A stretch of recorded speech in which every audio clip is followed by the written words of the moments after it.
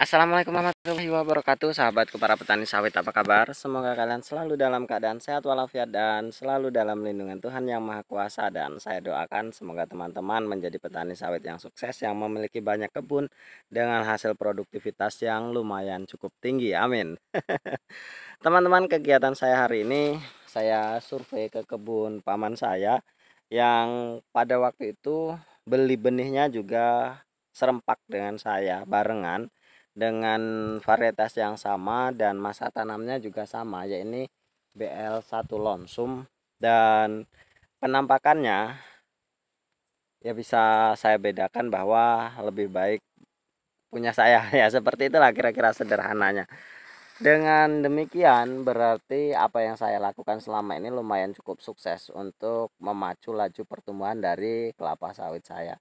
Memang sebagian ada juga yang memang pertumbuhannya baik, namun sebagian besar mayoritas itu pertumbuhannya kurang kurang memuaskan lah teman-teman. Seperti yang ini teman-teman, gimana ya, ini kalau ini bagus, namun yang sana masih banyak yang lingkar batangnya masih terlalu kecil dan belum belum bisa untuk dilakukan penyimpanan buah, sehingga masa panennya itu bisa lumayan cukup tertunda nantinya. Yang seharusnya kita bisa panen di usia 26 bulan akhirnya bisa tertunda sampai 28 hingga 30 bulan, dan tentu itu lumayan cukup merugikan bagi kita.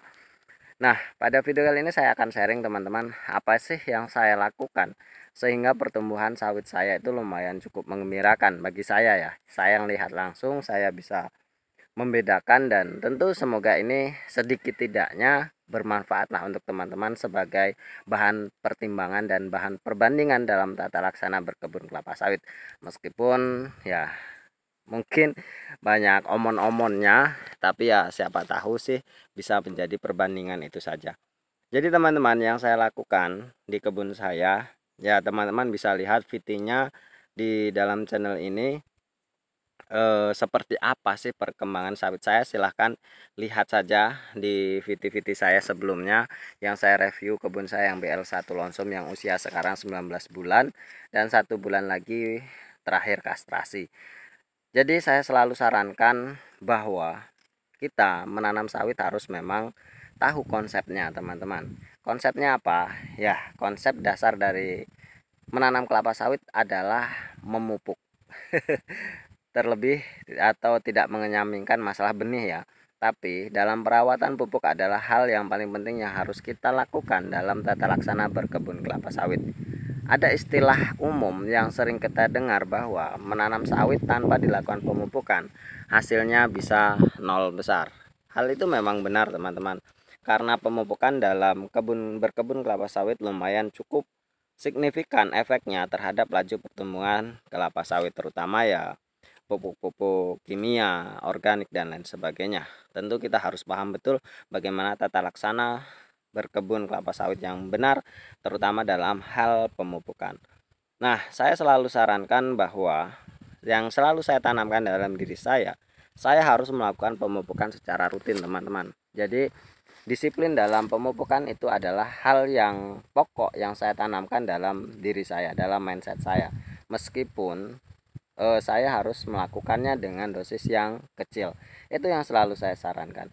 Namun pada perjalanannya, ya ketika kita memiliki rezeki yang banyak, ya pasti kita akan menambahkan dosis atau membuat dosisnya itu lebih banyak.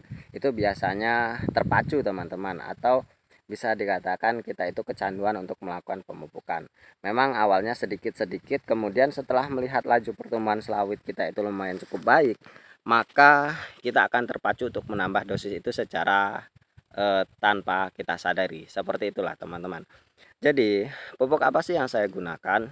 Tentu saya selalu menggunakan pupuk tunggal teman-teman.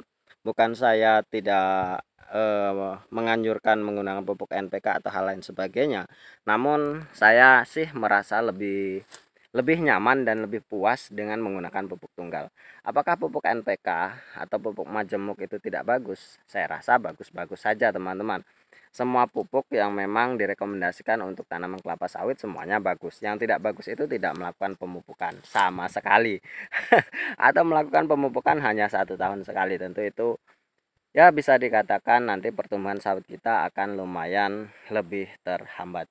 Yang saya gunakan itu adalah pupuk tunggal. Rotasinya seperti apa dan dosisnya seperti apa? Rotasi yang saya gunakan tentu adalah yang pertama harus dolomit dan rock fosfat terlebih dahulu teman-teman. Atau fosfor lah. Bisa menggunakan TSP atau SP36. Dolomit sebagai pupuk dasar dan tentunya sebagai penetral tanah atau menjaga keseimbangan pH tanah. Karena pupuk-pupuk selain itu nanti juga akan ber-pH asam. Namun rock fosfat juga bersifat basah. Kalau kita menggunakan TSP maka pupuk itu akan bersifat asam. Maka dari itu kita harus paham betul teman-teman tentang jenis-jenis pupuk, manfaatnya, kemudian karakternya seperti apa kita harus paham supaya memang kita tidak salah tebar dan tidak salah aplikasi. Itu teman-teman yang harus kita pahami. Jadi di bulan pertama saya lakukan rotasi pemupukan itu dengan menggunakan dolomit. Kemudian kalau di awal-awal penanaman itu di dalam lubang tanam saya gunakan RP dan dolomit itu dicampur teman-teman. Dicampur kemudian saya tebarkan di lubang tanam. Saya biarkan selama 2 minggu kemudian baru saya tanam benihnya. Seperti itu yang saya lakukan. Kemudian di bulan selanjutnya adalah urea teman-teman. Saya kasih urea, kemudian di bulan selanjutnya saya kasih KCL. Nah teman-teman, berapa sih dosis yang saya gunakan? Di awal-awal penanaman tentunya dosisnya tidak begitu besar ya, cukup 1 ons 2 ons seperti itulah teman-teman. Jadi tidak begitu banyak, hanya 1 tutup sendok racun rumput seperti itu saja cukup ya. Kalau di ons kan atau ditimbang ya sekitar 1 ons 2 ons. Itu berlangsung selama hingga 4 bulan atau 6 bulan tanam. Itu seperti itu dosisnya. Nanti setelah itu rotasinya saya tingkatkan lagi dosisnya menjadi 3 ons sampai 4 ons seperti selanjutnya. Seperti itu nanti di usia 1 tahun baru saya tambahkan menjadi setengah kilogram atau 5 ons.